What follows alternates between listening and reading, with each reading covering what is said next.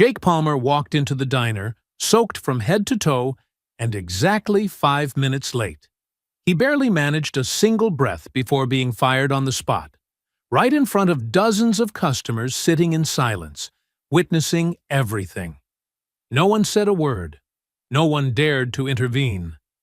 Jake also had no idea that the strange man he had saved in the pouring rain the night before was also there. The man sat quietly in the corner, silently observing every cruel word being hurled at him. And when that man stepped through the doors of Riverbend Diner, in just a single moment, every vicious remark the manager had thrown at Jake would come back to haunt him for the rest of his life. But before we get to that part, let me tell you the story from the very beginning. Those seemingly small moments that ended up changing the lives of two people forever. If you enjoy emotional stories and unexpected twists like this, don't forget to hit subscribe so you won't miss any part of it. So what exactly happened on that rainy night? And why did it lead Jake to this fateful moment? The storm that night was brutally unforgiving, with raindrops as heavy as sledgehammers pounding against the windshield of the old Ford pickup.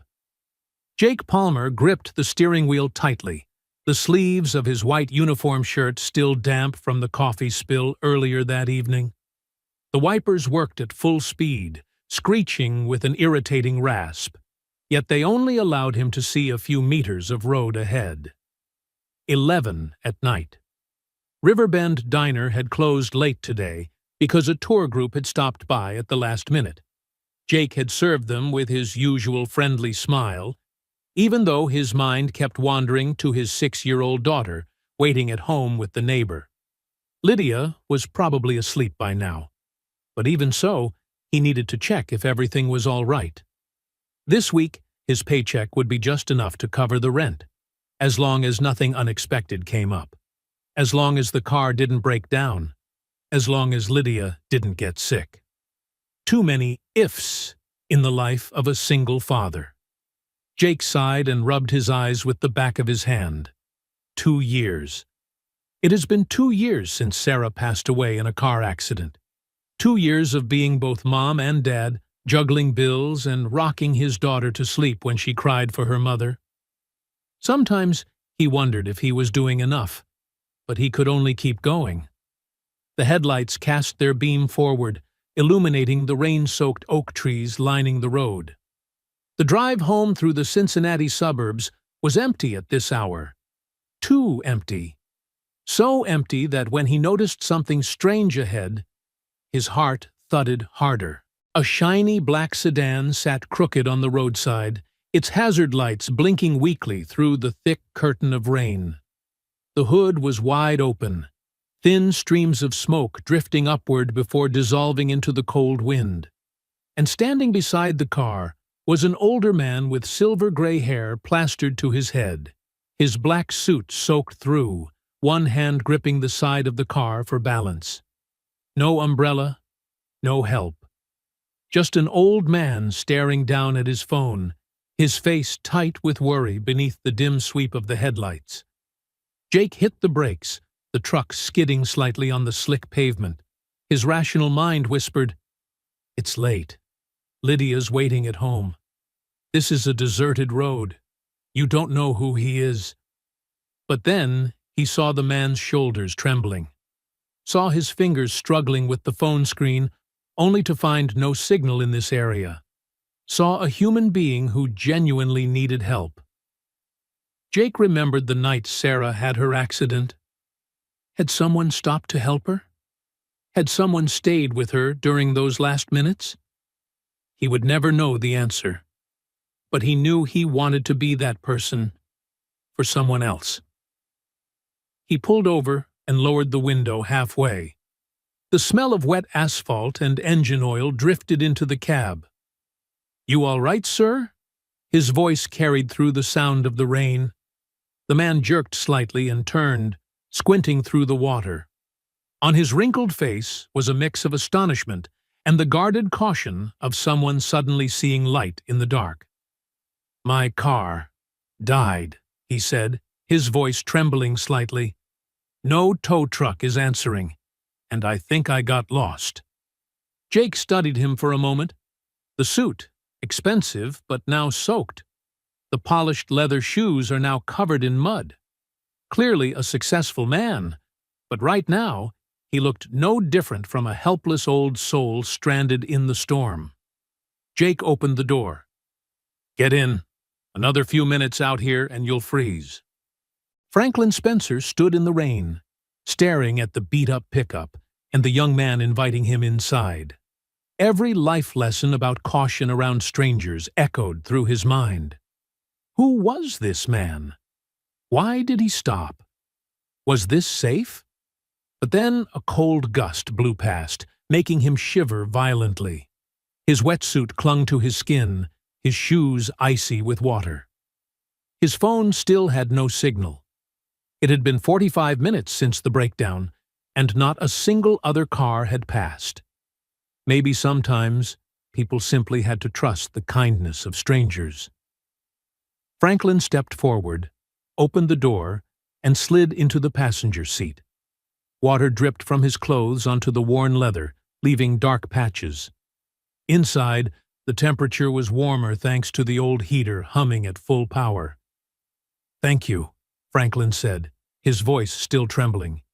"You didn't have to—" "No one lets an old man melt in the rain," Jake cut in, his tone gentle but tinged with humor.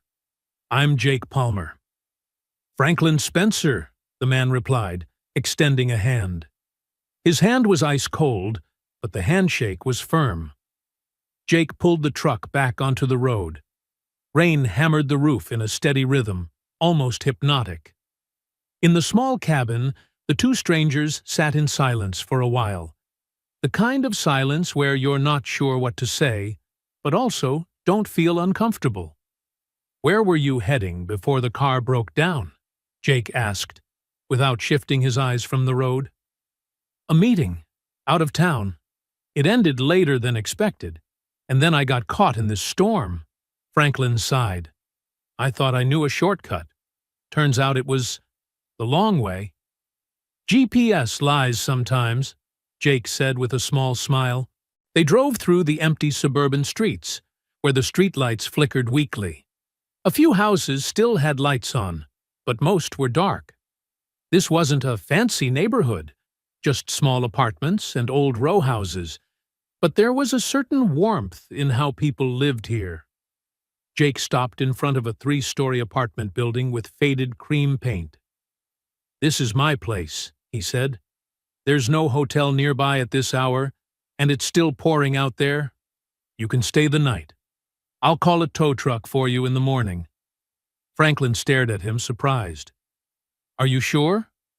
I don't want to be a burden." "I have a good sofa," Jake said, firm but kind. "Better than you staying in my truck all night." They stepped inside, stomping water off their shoes. The apartment was small, a combined living room and kitchen, 1 bedroom, 1 bathroom. But everything was tidy and clean. On the wall hung photos of a smiling little blonde girl. On the coffee table were building blocks, picture books, and a pink plastic cup. "My daughter Lydia," Jake explained when he noticed Franklin looking. 6. She's asleep in the bedroom." Franklin nodded, warmth spreading through him. This young man hadn't just stopped to help a stranger. He had brought that stranger home, where his daughter slept. That was a level of trust Franklin rarely saw in this city. Jake handed him a towel. "You can use the bathroom first. I'll find some dry clothes for you." When Franklin stepped into the small bathroom, the mirror fogged by steam, he caught sight of himself.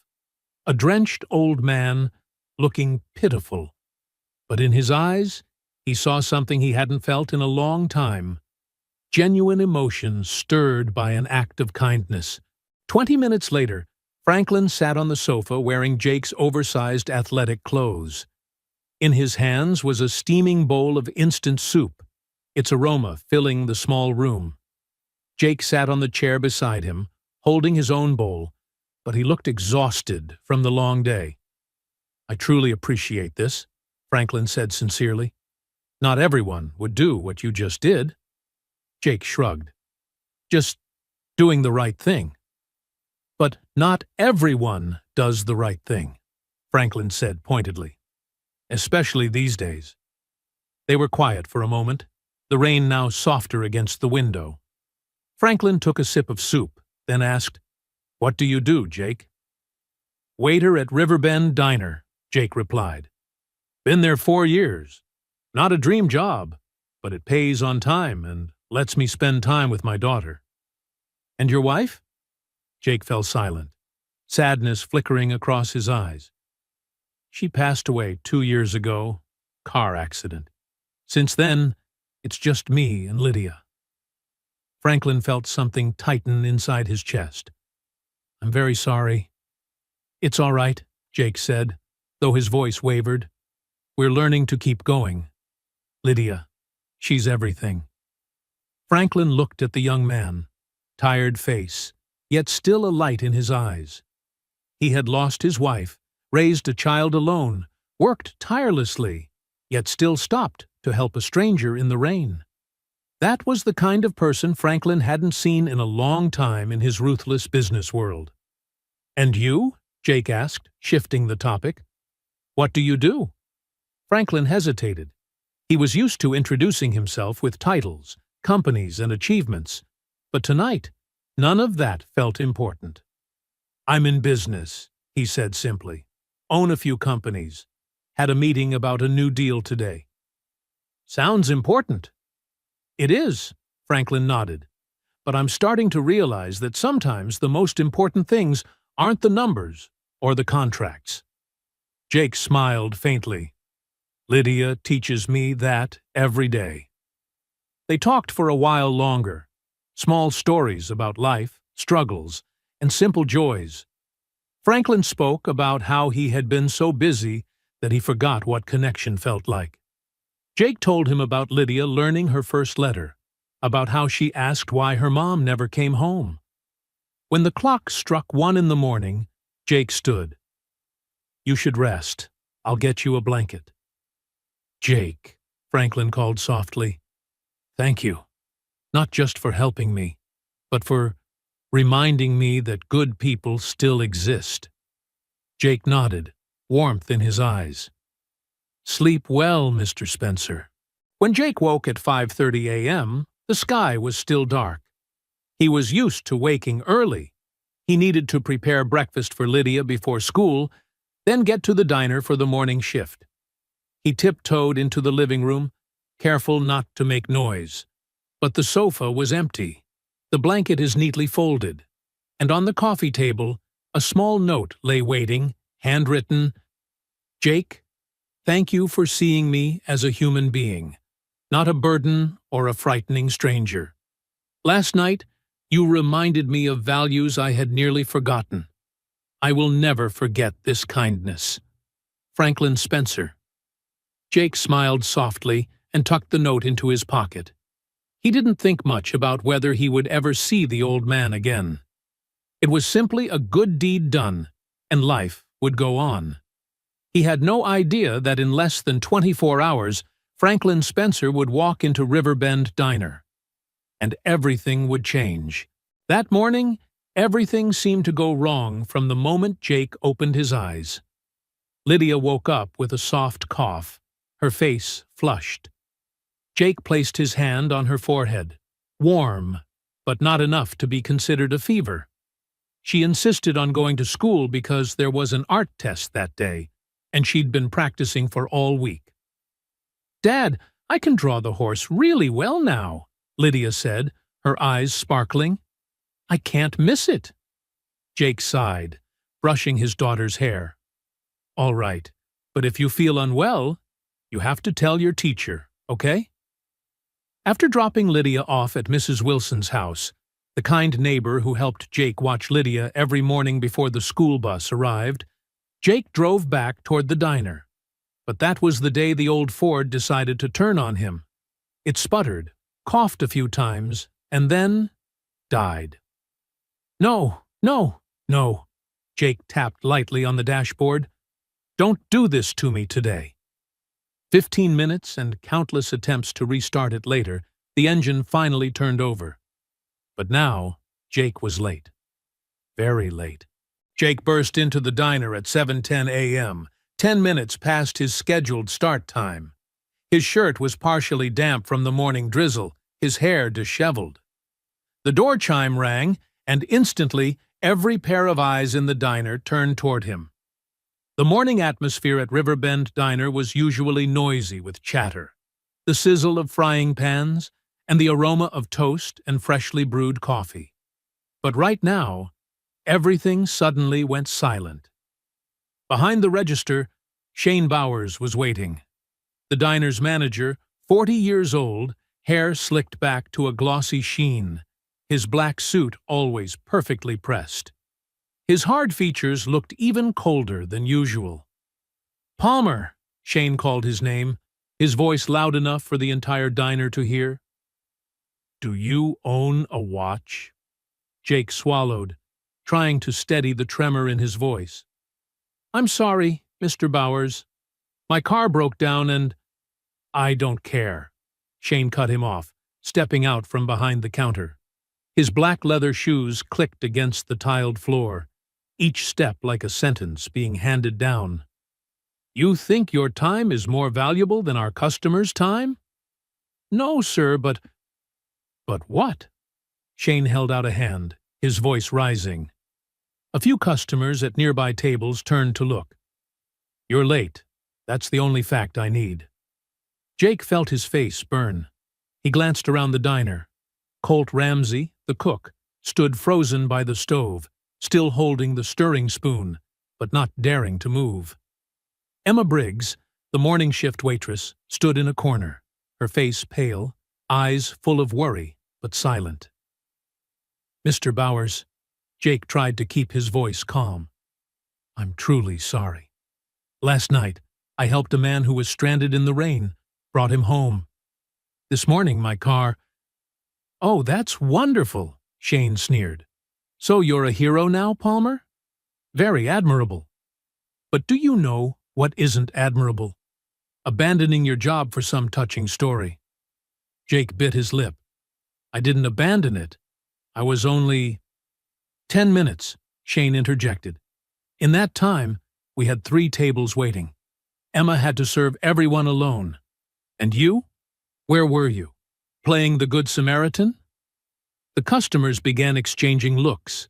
An older woman sitting at a corner table whispered to her companion, "Poor guy." But no one spoke up. Shane turned back to the counter and grabbed a sheet of paper. "Do you have any idea how important today is, Palmer?"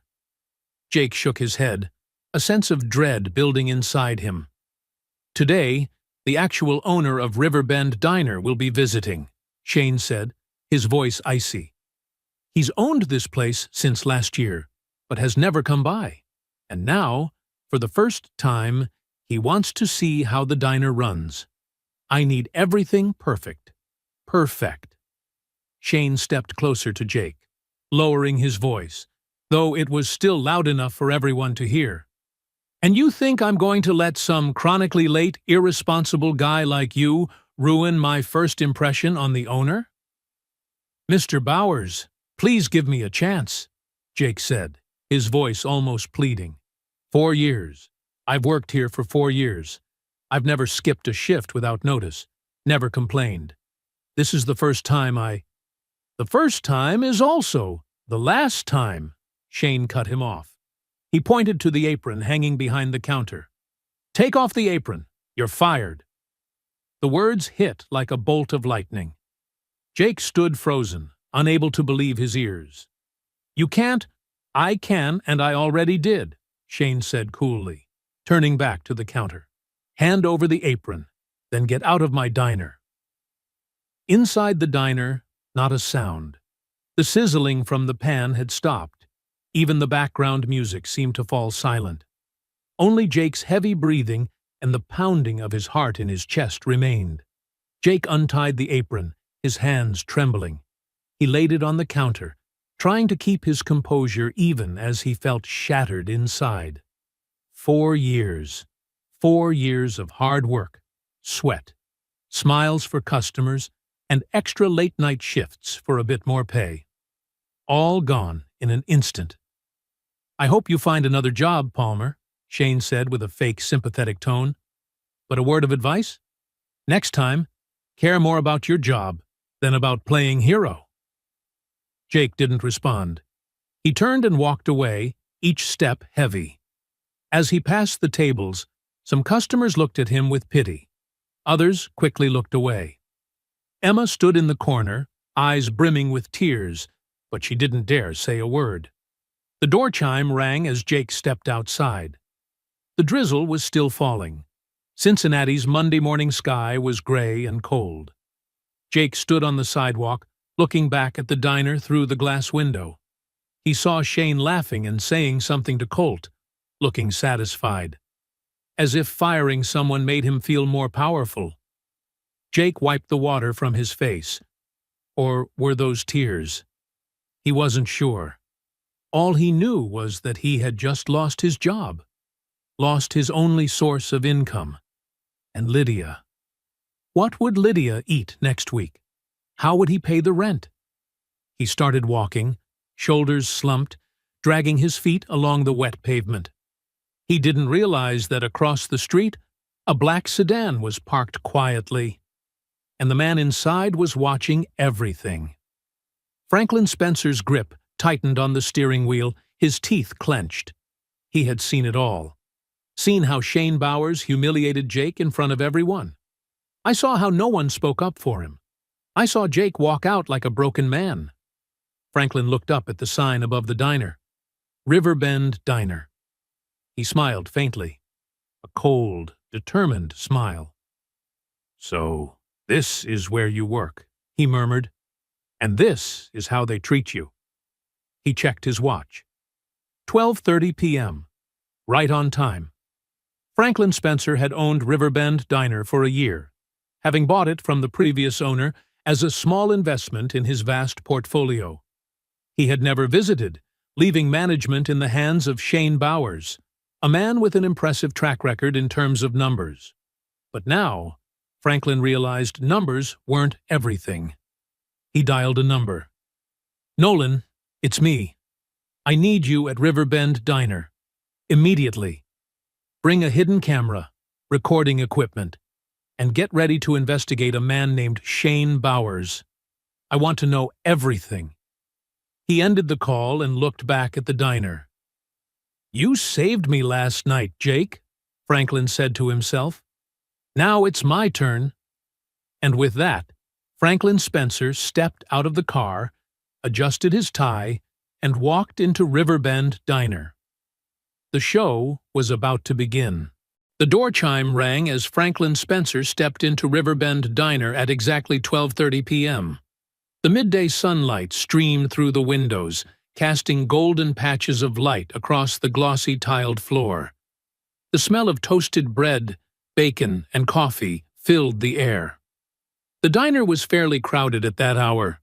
Lunchtime customers, office workers, truck drivers, students sat at their tables, chatting animatedly. The clink of plates, bursts of laughter, the lively ambiance of a successful eatery. But when Franklin walked in, something shifted. He was not the kind of man who blended into a crowd. Tall, neatly combed silver hair, a charcoal-tailored suit, polished leather shoes. The way he walked carried a quiet confidence, unshowy, yet impossible to overlook. Shane Bowers, who had been checking receipts behind the counter, looked up. His eyes lit up when he recognized the special guest he had been notified about. "Mr. Spencer!" Shane hurried over, his smile wide like a manager greeting an important business partner.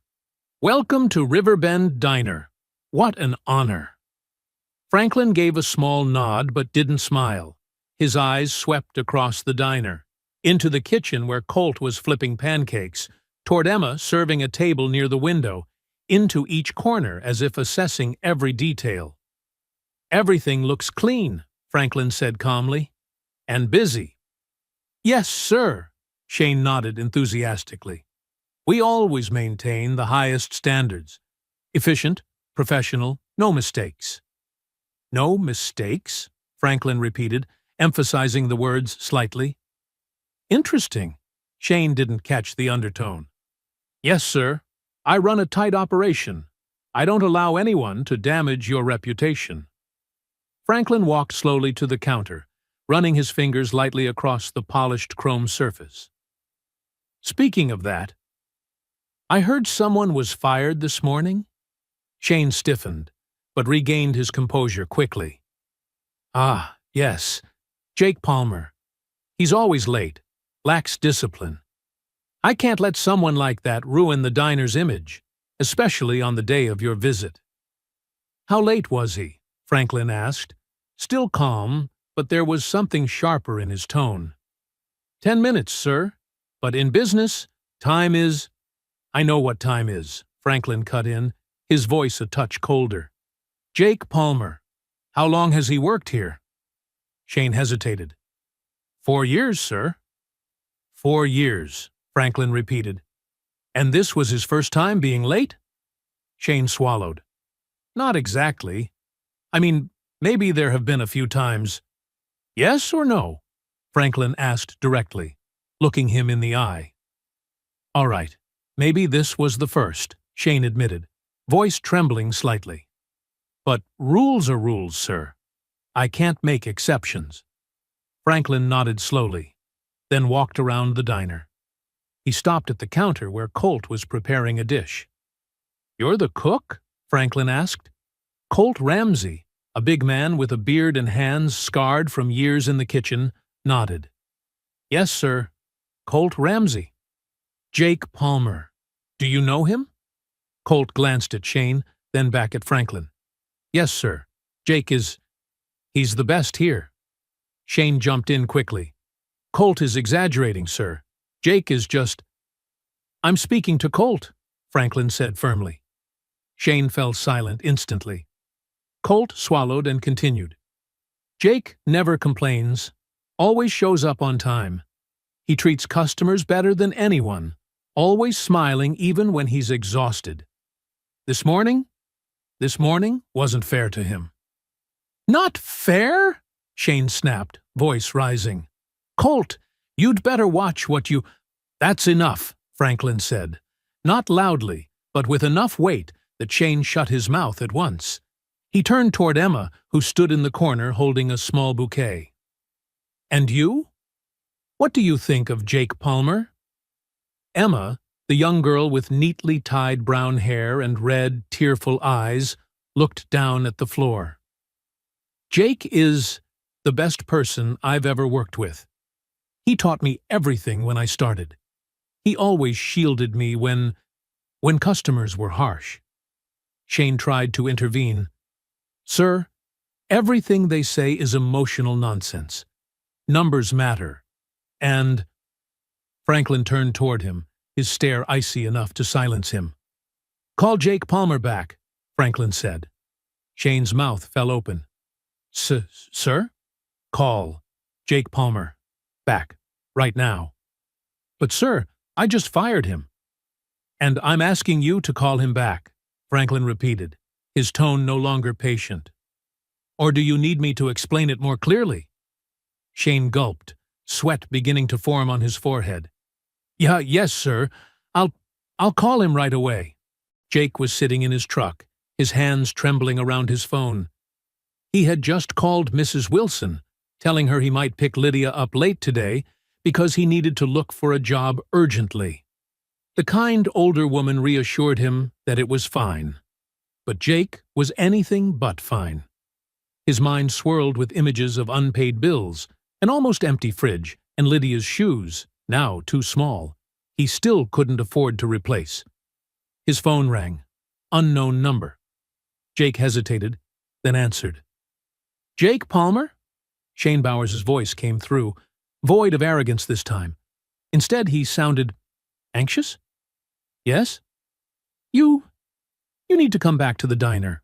Right now. Jake frowned. You just fired me. I know, but something important has come up. Please, come back. As fast as you can. What is it? You'll know when you get here, Shane blurted before hanging up. Jake stared at his phone, confused. Was this some sick joke? Or did Shane want to humiliate him again? But then he remembered Shane's tone, not commanding, but pleading. Jake started the truck. He had nothing left to lose anyway. 15 minutes later, he stood at the door of Riverbend Diner. His heart hammered. His hand gripped the handle.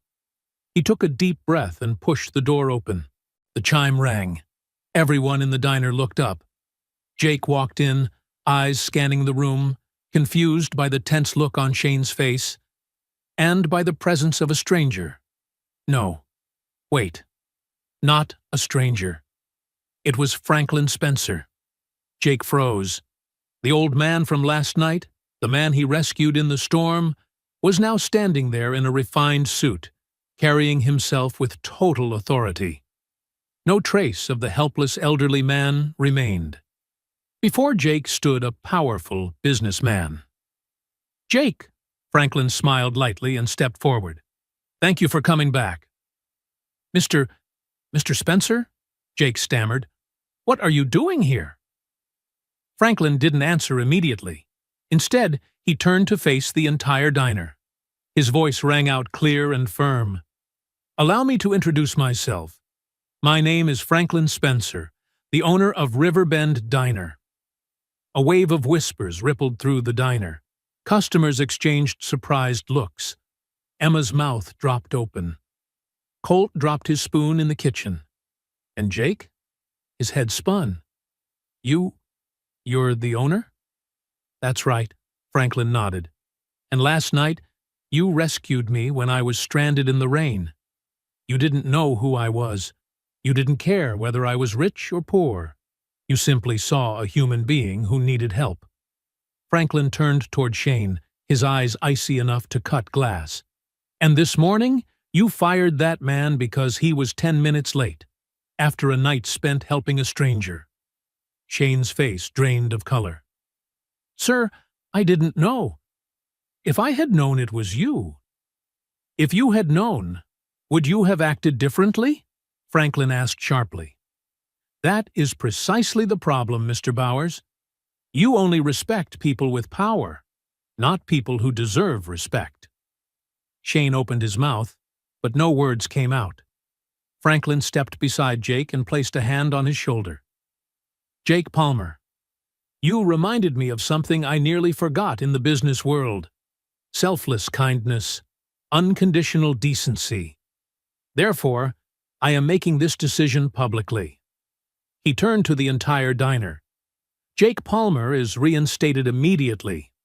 Furthermore, starting today, he is co-manager of Riverbend Diner." The diner fell silent for a heartbeat. Then, from the kitchen, Colt began clapping. Emma joined in. Then the customers. A warm, genuine applause filled the room. Jake stood there in disbelief. Tears stung his eyes. He blinked them back. "Sir, I don't know what to say." "You don't need to say anything," Franklin smiled. "You did what was right. I'm just returning the favor." Shane stood frozen, pale as paper. And what about me, sir?" Franklin looked at him and sighed. "You'll remain manager. But from now on, you will learn to respect people, not just numbers. And if you ever repeat what you did today—" He left the sentence hanging, but the message was unmistakable. Shane bowed his head. "Yes, sir." And with that, a new chapter for Riverbend Diner began. 3 weeks had passed since the day Franklin Spencer announced that Jake Palmer was co-manager. Riverbend Diner still opened its doors, still served breakfast, lunch, and dinner as usual. But the atmosphere inside was completely different. Jake was sitting in the small room behind the kitchen, the office that previously only Shane was allowed to step into. An old wooden desk, a computer, and drawers full of receipts and ledgers. Jake had never imagined there would be a day he'd sit here, not as an employee being called in to be reprimanded, but as someone with the authority to make decisions. But along with that authority came responsibility, and it felt heavier than he had expected. He flipped through each financial report, his eyes lingering on the columns for revenue, expenses, and profit. Something wasn't right. A few expense items had spiked suddenly over the past 3 months with no clear reason. The cost of supplies was higher than average, and some cash transactions were not fully recorded. Jake frowned and wrote down the irregularities in a small notebook. It could just be accounting errors. It could also be busy. Jake looked up. Shane Bowers was leaning against the doorway, arms crossed, a strained smile on his face. Ever since Franklin's decision, Shane had become different. He no longer shouted, no longer acted like he was above everyone else. Instead, there was a cold, icy silence about him. The kind of silence that was more unsettling than anger. "No, I'm just looking over some reports," Jake said, closing the notebook. "Do you need anything?" "Just wanted to remind you we have a staff meeting at 3, Shane replied, his tone flat, but his eyes anything but friendly. "Franklin will be joining via video call." "Got it, I know. Thanks." Shane still didn't leave right away. He stood there for a few more seconds, looking at Jake with unreadable eyes, then finally turned and walked off. Jake watched him go, a vague sense of unease stirring in his chest. That evening, Jake got home earlier than usual. Lydia was curled up on the sofa, coloring in a drawing book, her golden ponytail bouncing to the rhythm of the song she was humming in her head. "Daddy's home!" Lydia sprang up, ran over, and wrapped herself around his legs. "I missed you so much." Jake bent down and lifted his daughter into his arms, breathing in the familiar scent of children's shampoo. "I missed you, too," he laughed. "How was school today?" "It was great! I got an A on my art test," Lydia squealed and tugged him over to the fridge. On the door, her drawing was stuck up with a magnet. A family of 3, a dad, a little girl, and a faint figure beside them with the clumsy words, "Mom in Heaven." Jake's heart clenched. 2 years had passed, but Lydia still thought about her mother every single day. "It's beautiful, honey," Jake said, forcing his voice to stay steady. "Daddy?" Lydia suddenly looked straight at him, her clear blue eyes searching. "Are you happy?" Jake paused. "Why do you ask that?" "Because you look really tired. You stay up late every night. I hear you sigh a lot." Jake sat down and pulled Lydia to sit facing him, their eyes level. "As long as I have you, I'm happy, Lydia." "But are you sad?" Jake stayed quiet for a moment, then chose to be honest. "Yes, sometimes I'm sad. But every time I look at you, I feel strong again." Lydia threw her arms around his neck. "Daddy is the best person in the whole world." In that small apartment, wrapped in the tight hug of a 6-year-old girl, Jake suddenly felt like the richest man alive. He didn't know that at that very moment, out in the parking lot of Riverbend Diner, Shane Bowers was sitting in his car, staring into the diner through the dark glass. Inside his mind, a shadowy plan was slowly taking shape. On Wednesday morning, Jake arrived at the diner early as usual. He opened the cash register to check the previous night's takings, a new habit Franklin had asked both managers to do together so they could compare records. But after counting for a short while, Jake stopped. Money was missing. Exactly $150. He counted again. Once, twice, 3 times. The number didn't change. The cash in the register didn't match the written record. "Is something wrong?" Emma walked over, carrying a tray of coffee cups. She had noticed the tension on his face. "There's money missing," Jake said quietly. $150. Emma frowned. "Maybe someone gave the wrong change last night." "Maybe," Jake nodded, but his unease remained. Did you notice anything strange last night? No, everything was normal, Emma tried to recall. Oh, but Shane stayed late after I left. He said he had to finish some reports. Jake made a mental note of that. He didn't want to jump to conclusions about anyone, but… I'll check the cameras, Jake said softly. For now, don't mention this to anyone, okay? Emma nodded. Jake went up to the office and turned on the surveillance system. Riverbend Diner had 3 cameras, one on the register, one in the kitchen, and one at the entrance. He rewound the footage from the previous night, starting around 10 p.m., when the diner closed. 10:15 p.m. Emma and Colt finished cleaning and left one after another. 10:30 p.m. Only Shane remained in the diner. 10:45 p.m. Shane stood at the register, opened the till. He pulled out a stack of bills, counted them, then stuffed them straight into his jacket pocket. Jake paused the video. His heart pounded. Shane was stealing. But Jake knew one recording wasn't enough. He needed more evidence. One incident could be brushed off as a mistake. He needed the full picture.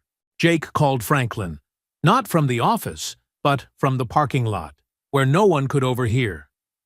Franklin, I need to talk to you. It's urgent.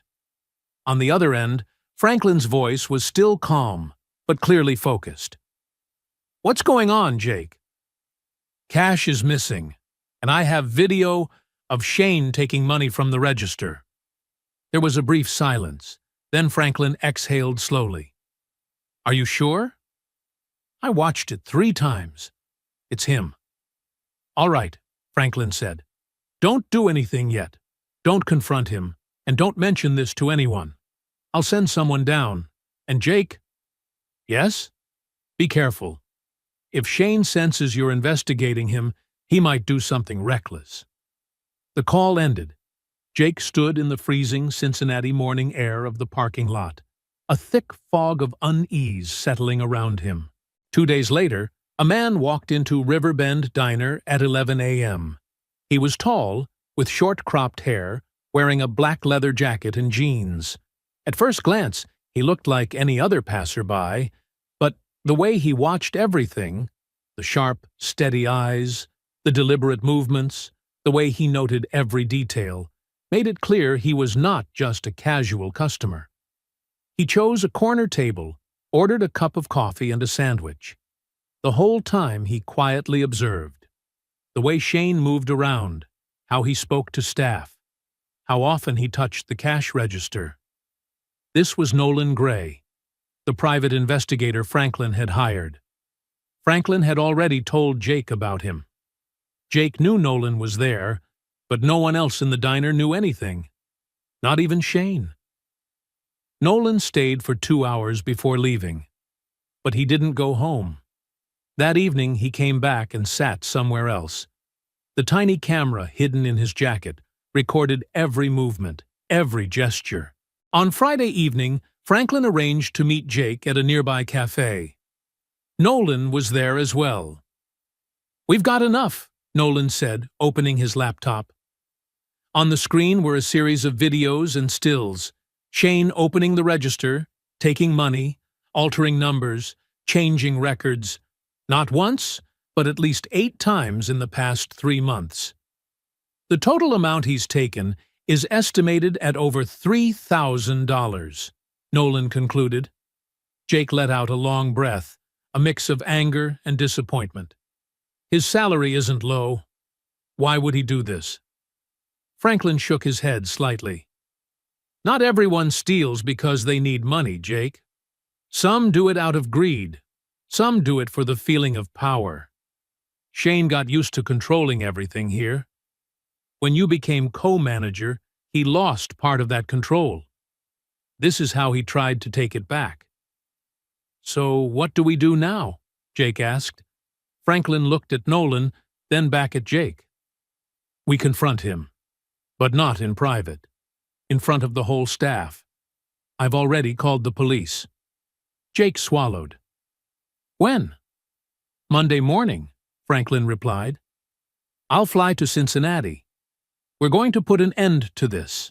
The weekend passed under a silence stretched tight like a drawn wire. Jake kept working as usual, forcing himself to act as if nothing had changed so Shane wouldn't grow suspicious. But every time he saw the man, his fake smile, the way he talked to customers like he owned the place, anger surged up inside him.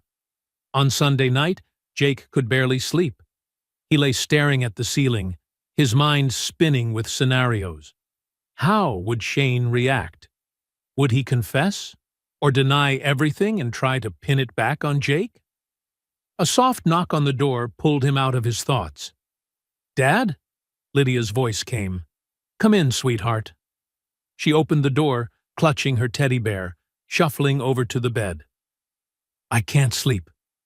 Jake lifted the blanket. "Come here." Lydia slid in beside him. "You're worried about work, aren't you?" "Yeah, a little," Jake admitted. "Because of your job?"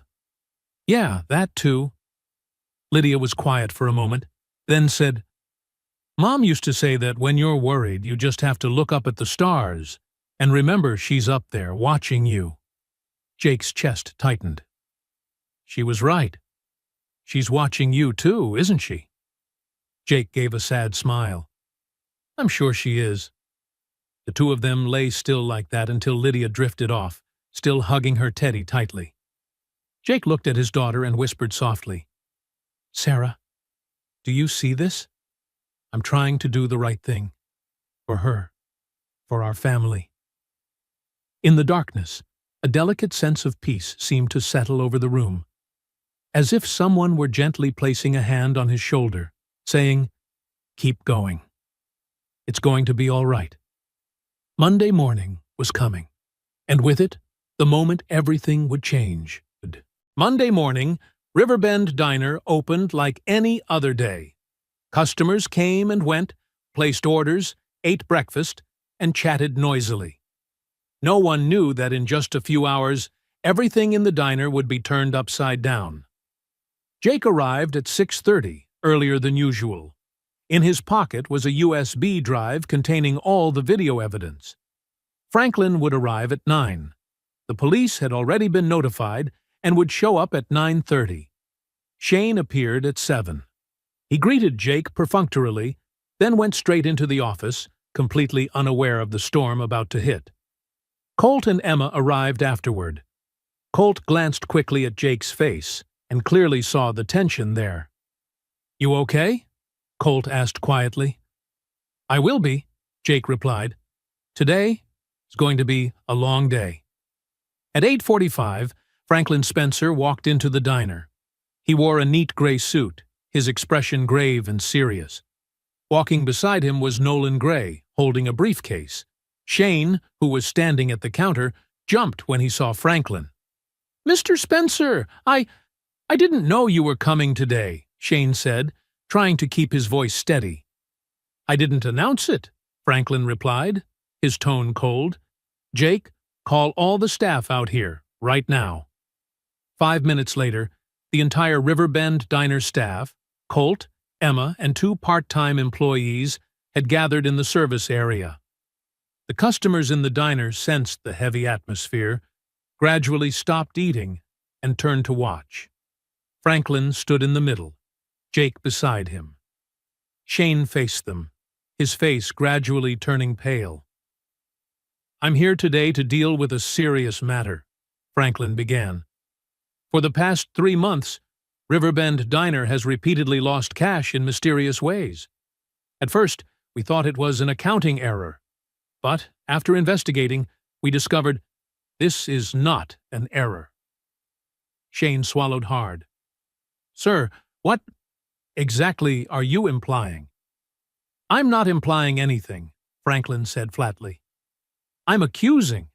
Shane Bowers, you have embezzled more than $3,000 in cash from this diner's register over the past 3 months." The air seemed to freeze. Emma let out a sharp breath. Colt stood rooted to the spot. Shane stepped back, his face chalk white. "That's slander!" Shane shouted. "I would never!" Nolan? Franklin nodded. Nolan Gray opened his laptop and turned the screen toward everyone. The video played, Shane opening the register, pulling out money, stuffing it into his pocket. Then another video. Then another. Everything was clear, sharp, and impossible to deny. Sweat rolled down Shane's forehead. That's fake. Jake staged it to frame me. Staged it? Franklin repeated, his voice icy. Then how do you explain your fingerprints on these bills? He opened a clear evidence bag. Inside were bills that had been marked beforehand. We marked a number of bills in the register last week. And last night, you were the one who took them. Shane shook his head frantically. No, that's not what happened. We also checked your bank statements, Nolan added. The cash deposits do not match the legal income you reported. You tried to hide it, but not well enough. Shane whipped around to glare at Jake, his eyes filled with hatred. This is all because of you. Before you showed up, I was the only manager here. Then he promotes you, some nobody waiter, and makes me lose face in front of everyone. So that means I deserve to have you steal from me? Jake asked, his voice calm but pained. I always respected you. I never wanted to take your place. But you chose this path yourself. Shane opened his mouth, but no words came out. The door to the diner opened. 2 police officers stepped inside. Shane Bowers, one officer called out. Shane turned and saw them, and it was as if all the strength drained from his body. His shoulders slumped. You are under arrest for theft and falsifying financial records, the officer said, taking out a pair of handcuffs. The metallic click of the cuffs echoed as they locked around Shane's wrists. He turned his head to look at Jake one last time. You think you've won, don't you? You're just some guy who got lucky. Without Franklin, you're nothing. Jake looked him straight in the eyes. Maybe that's true. But I don't need power to be a decent human being. And that you never understood. Shane was led outside. The door chime rang softly again as it closed behind him. This time, for good. Inside the diner, silence stretched on for a few more breaths. Then Colt was the first to clap. Emma followed. A few customers joined in. The applause rose, not the kind of applause for show, but the kind that belongs to justice. Franklin stepped up beside Jake and placed a hand on his shoulder. You did the right thing. Not everyone has the courage to face the truth. Jake nodded, his throat tightening. Thank you, Franklin. For everything. No. Franklin shook his head. I should be thanking you. You reminded me what truly matters. They shook hands, not just as owner and manager, but as friends, as 2 people standing together on the side of what's right. Spring returned to Cincinnati, cherry blossoms blooming along the banks of the Ohio River, the rows of trees softening into gentler colors. Riverbend Diner was now a far cry from what it had been 6 months earlier. Outside, a new sign had been hung. Riverbend Diner, where kindness is served. Inside, the space had been refurbished, brighter, warmer. On the walls were framed photos of staff and customers, smiles, everyday moments filled with meaning. Jake stood behind the counter. He no longer wore the old server's uniform, but a simple shirt and neat slacks. His hair was trimmed cleanly, and his eyes no longer held that dull exhaustion. Emma sat at a corner table, doing her homework, occasionally looking up to smile at him. Thanks to Franklin's help, Jake had been able to send his daughter to a better private school, one where they encouraged and nurtured her artistic talent. Emma Briggs was now the shift lead, training 2 new employees. She was quick, confident, and smiled much more than before. Colt was still in the kitchen, but he now had an assistant, no longer forced to shoulder everything alone like he once did. That evening, Franklin stopped by the diner. He sat at his usual table, ordered a cup of coffee and a sandwich as always. Jake brought the food out himself and sat down across from him. "Revenue is up 40% compared to 6 months ago," Jake reported. "More regulars are coming back. We've also gained quite a few new 5-star reviews on Yelp." Franklin smiled. "I already know, but what matters more is, are people happy?" Jake looked around the diner. Emma was chatting and laughing with customers. Colt was working while whistling in the kitchen. In the corner over there, his daughter Lydia was busy sketching another new picture. "Yes," Jake said softly. "Everyone is much happier than before." "Then that's enough," Franklin replied. They sat in silence for a while, sipping their coffee, listening to the distant sound of the Ohio River flowing gently outside. "Franklin," Jake spoke up, "there's something I've always wondered. That night, in the rain, did you know I worked at Riverbend Diner?" Franklin shook his head. "No. Back then, I only knew you were a good man who stopped his car. The fact that you worked at this diner was just a beautiful coincidence." "A coincidence?" Jake smiled. "Or fate?" "Maybe a bit of both," Franklin replied. "But I believe this: when people do something kind, the universe will find a way to bring it back to them." A few weeks later, Jake stood outside the diner on a late evening. It was drizzling again, just like the night he first met Franklin. But this time, his heart was no longer weighed down with anxiety. An old car sputtered and died at the side of the road. An older man stepped out, bewildered, looking around. His phone had no signal. Jake didn't need long to think. He stepped out from under the awning and walked toward him. "Do you need some help, sir?" The man turned, slightly startled. "My car just died. I don't know what to do." Jake smiled. "Get in my truck. I'll drive you somewhere safe." As the vehicle rolled forward in the rain, Jake suddenly remembered Franklin's words. "Kindness doesn't need a reason. It only needs to be done." 6 months later, a short article appeared in the Cincinnati Enquirer. "A small diner with a big philosophy. Riverbend Diner becomes a community symbol." Riverbend Diner, located by the Ohio River, is not only a place that serves good food, but also a testament to the power of kindness. Run by Jake Palmer and Franklin Spencer, the diner has become a place people come to not just to eat, but to feel the warmth of community. When asked about the secret to success, Jake Palmer simply replied, "We treat people as human beings, not just customers. That's it." And on another rainy afternoon, on another road, someone else stopped their car to help a stranger. The circle of kindness kept on turning. The story of Jake Palmer and Franklin Spencer is not just about a single father being pulled back from the edge. It is a story about how one very small act of kindness can transform an entire life, not only for the person who receives it, but for the one who gives it. In a world that is becoming colder and more hurried, people easily forget that humans still need humans. That kindness is not a sign of weakness, but a mark of strength. Jake reminded Franklin of the human side behind the numbers. Franklin gave Jake a second chance, and together, they created a place where kindness is not exploited, but honored. That place is Riverbend Diner, and it could also be the story of all of us. Finally, if you've stayed with me until now, thank you so much for spending your time on Jake and Franklin's story.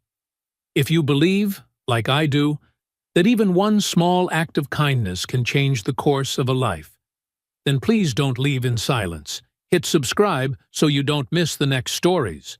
If this story touched you, please like the video and share it with someone you think needs to hear it. And before you click away, leave me a comment. Has someone ever helped you on a really bad day? I'll read each and every comment. See you in the next story.